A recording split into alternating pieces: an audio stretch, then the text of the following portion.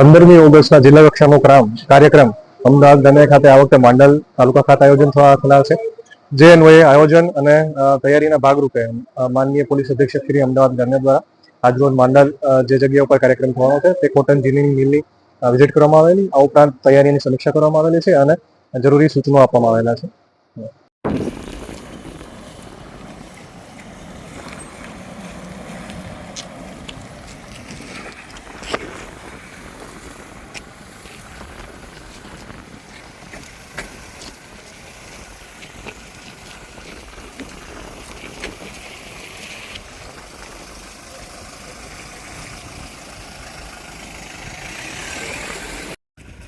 ये कितना फीट होना चाहिए ये वाला? ऐसे 60 मीटर तो 180 फीट होगा. 100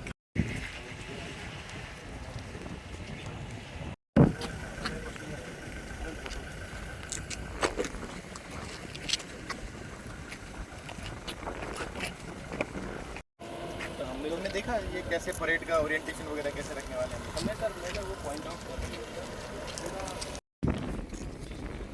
सेंटर आने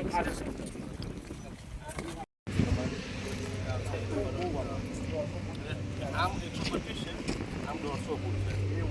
એને 150 ને 125 કરજો તો રેક્ટેન્ગ્યુલર થઈ જાય. એવું થઈ જાય. સાહેબ આવે